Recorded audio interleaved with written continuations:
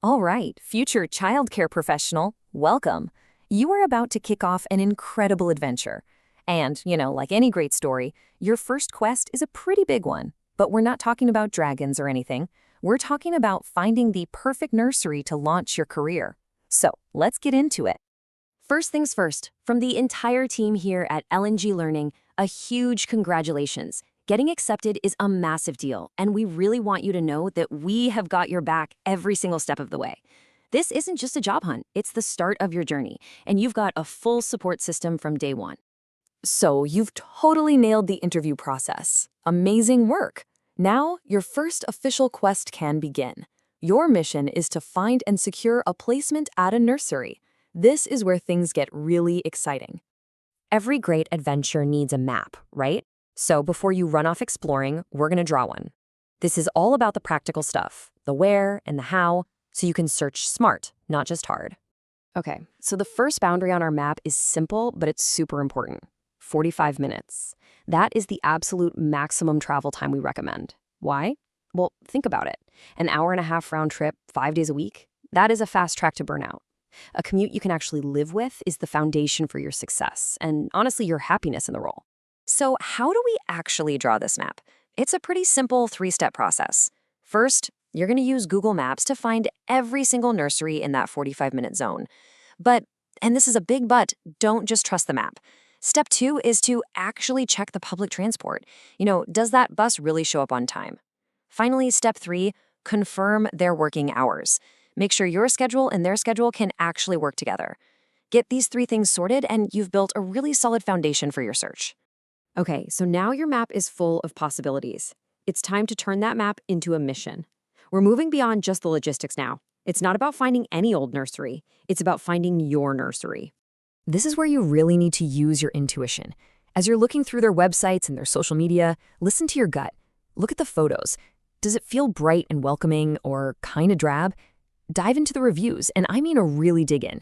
What are parents saying? What are former staff members saying? And what's the general vibe? Can you genuinely picture yourself walking in there every day, happy to be there? That feeling, that's what we're looking for. Okay, this is my absolute favorite part. Once you've got a short list, it's time to pull out your secret weapon. Because this isn't just about finding a nursery that you like, it's about making them realize they absolutely need you. And we're going to do that using something called the Care Inspectorate Report. So, what on earth is the Care Inspectorate? Well, you can think of them as the official inspectors for all care services in Scotland, and that includes every single nursery. Their reports are incredibly detailed, they're completely impartial, and best of all, they're available for anyone to read. You can usually find a link right on the nursery's website, or you can just search the Care Inspectorate site directly. When you crack open one of these reports, you'll see it's broken down into 4 key areas: the quality of the leadership, the learning environment, the staffing team, and the level of support for the children. These 4 grades give you a fantastic snapshot of what that nursery is all about. And the grading system, it's super straightforward. It runs from a 1, which is unsatisfactory, all the way up to a 6 for excellent. This little table gives you a really quick way to see exactly how a nursery is performing across those 4 key areas. But listen, the grades aren't the real secret. Here it is. Scroll right past all the good stuff and find the section called Areas for Improvement. Every single report has one. And this isn't a red flag at all, it is a golden opportunity. This section is literally the nursery handing you a cheat sheet on how to impress them.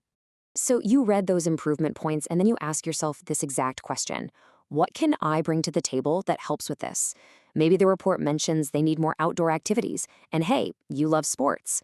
Or maybe it suggests more creative play, and you're an amazing artist or musician. You're going to connect your unique skills directly to the problems they already want to solve. Doing this level of homework is a total game changer. I mean, just imagine you're the nursery manager for a second. One person comes in and asks some generic questions. Then you walk in, and you're referencing their latest report and suggesting how your specific skills can help them improve. Who do you think they're going to remember? You're no longer just another applicant. You've become a potential solution. Okay, deep breath. You've drawn your map, you've built your shortlist, and you've got your secret weapon ready to go. The final piece of this whole quest is actually pretty simple. It's just about getting organized for what comes next. Now, this might sound a little bit obvious, but it is so important. Create a list or maybe a simple spreadsheet for your top choice nurseries.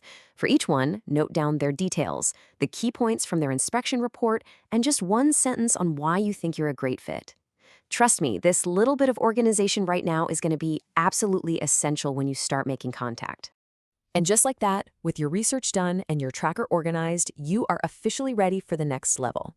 In our next explainer, we're going to cover exactly how to make contact, what to say on the phone or in an email, and how to turn all this amazing prep work into a job offer. You've completed the first part of your quest. Well done, and I'll see you for the next one.